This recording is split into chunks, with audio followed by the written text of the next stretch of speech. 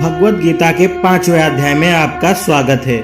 इस अध्याय में हम श्री कृष्ण से जानते हैं कि कर्म करना श्रेष्ठ है या कर्म ना कर सन्यासी बन जाना। श्री कृष्ण इसी अध्याय में शरीर के 9 द्वार का जिक्र करते हैं। वह यह बताते हैं कि कैसे एक साधारण मानव परम सुख एवं परम शांति को प्राप्त कर सकता है। हे कृष्ण, आप कभी कर्मों के त्याग का उपदेश देते हो, कभी कर्म करने के लिए कहते हो। इन दोनों में जो श्रेष्ठ हो उसको निश्चय करके आप मुझसे कहिए। कर्म संन्यास और कर्म योग ये दोनों ही कल्याण करने वाले हैं, पर इन दोनों में कर्म संन्यास से कर्म योग श्रेष्ठ है। हे वीर अर्जुन, वे कर्मयोगी पुरुष जो ना तो कोई कामना करते हैं और ना ही किसी से घृणा करते हैं, उन्हें नित्य सन्यासी माना जाना चाहिए। हे महाबाहु अर्जुन, सभी प्रकार के सुख दुख से मुक्त होने के कारण वे माया के बंधनों से सरलता से मुक्ति पा लेते हैं। केवल अज्ञानी ही कर्म संन्यास और कर्म योग को अलग अलग कहते हैं। जो वास्तव में ज्ञानी हैं वे यह कहते हैं कि इन दोनों में से किसी भी मार्ग का अनुसरण करने से वे दोनों का फल प्राप्त कर सकते हैं। कर्म संन्यास के माध्यम से जो प्राप्त होता है उसे कर्मयोग से भी प्राप्त किया जा सकता है। इस प्रकार जो कर्म संन्यास और कर्म योग को एक समान देखते हैं, वही वास्तव में सभी वस्तुओं को वास्तविक रूप में देखते हैं। परंतु हे वीर अर्जुन, कर्मयोग के बिना कर्म का संन्यास करना कठिन है और मुनिजन कर्म करने से मन की शुद्धि द्वारा शीघ्र ब्रह्म को प्राप्त हो जाते हैं। जो कर्मयोग से जुड़ा हुआ है, जिसका मन शुद्ध है, जिसने अपनी समस्त इंद्रियों को जीत लिया है और जो अपनी आत्मा को संपूर्ण प्राणियों की आत्मा से मिला हुआ मानता है, वह कर्म करता हुआ भी उसमें लीन नहीं होता। हे अर्जुन, कर्म से जुड़ा हुआ तत्वज्ञानी देखते, सुनते, स्पर्श करते, सूंघते, चलते, सोते और सांस लेते भी यही जानते हैं कि मैं कुछ नहीं करता। वे बोलते, छोड़ते, ग्रहण करते, आँख खोलते और आँख बंद करते हुए भी यही जानते हैं कि मैं कुछ नहीं करता। उनके विचार में यही आता है कि इंद्रियां स्वयं ही अपने अपने विषय में कार्य करने को तत्पर है।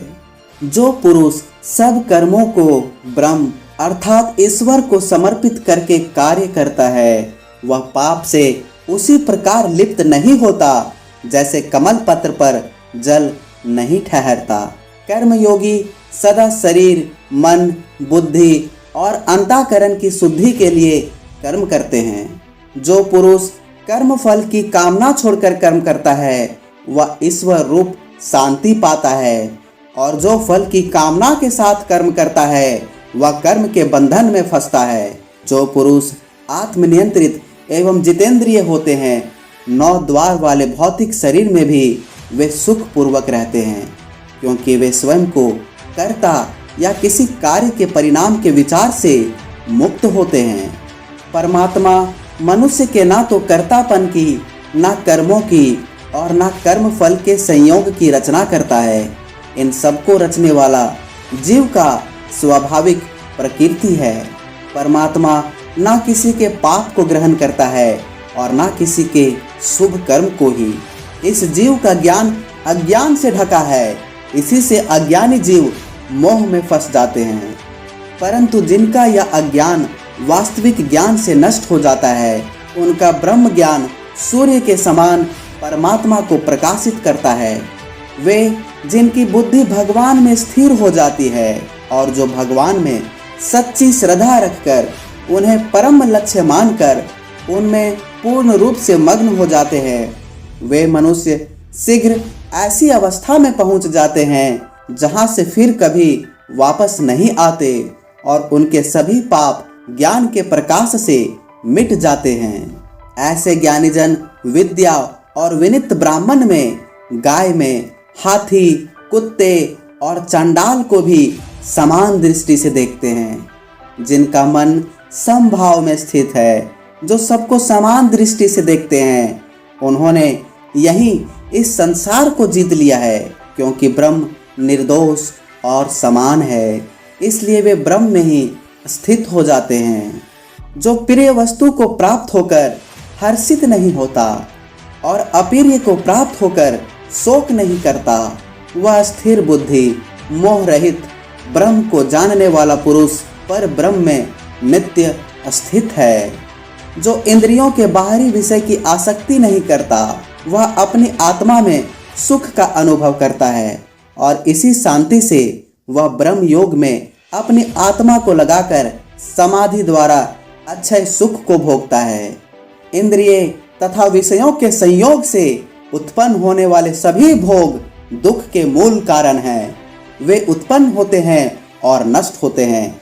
इसलिए हे कौन्तेय, इन आदि अंत वाले भोगों में ज्ञानी पुरुष लिप्त नहीं होते। जो मनुष्य जीते जी इस शरीर में काम क्रोध के वेगों को जीत लेता है, वही योगी है और वही सुखी है। जो योगी अपने अंतरात्मा में ही सुख पाता है, आत्मा में ही रमन करने वाला है और जो आत्मा में ही प्रकाश वाला है, वह ब्रह्म होकर शांत पर ब्रह्म को प्राप्त हो जाता है। जिनके पाप छिन्न है, जिनके सब संशय ज्ञान द्वारा नष्ट हो गए हैं, जो सभी प्राणियों की भलाई चाहता है और जो अपनी आत्मा को अपने वश में रखा है, वे निर्वाण अर्थात शांत ब्रह्म को प्राप्त होते हैं। जो काम क्रोध से रहित है, जो अपने मन को जीतने वाले हैं, जो आत्म साक्षात्कार किए होते हैं, वे योगी ब्रह्म निर्वाण अर्थात ब्रह्म शांति की प्राप्त करने वाले होते हैं। इंद्रियों के बाहरी विषयों को बाहर करके और नेत्रों की दृष्टि को भौ के मध्य में रखे, नासिका के आंतरिक भाग में विचरण करने वाले प्राण और अपान वायु को समान रखकर जो मुनि अपने इंद्रियां, मन और बुद्धि को जीत लेता है, जो मोक्ष चाहता है, जिसने इच्छा, भय तथा क्रोध को दूर किया है, वह सदा ही मुक्त है। मेरा भक्त जो मुझे सब यज्ञ और तपों का भोगने वाला, सभी लोगों के ईश्वरों का भी ईश्वर और सभी प्राणियों का मित्र जानता है, वह परम शांति को प्राप्त होता है। गीता ज्ञान को लाइक करें, शेयर करें, अपने सर्वश्रेष्ठ लाइन को कमेंट करें और हमारे चैनल सैपियंस वर्ल्ड को सब्सक्राइब करें।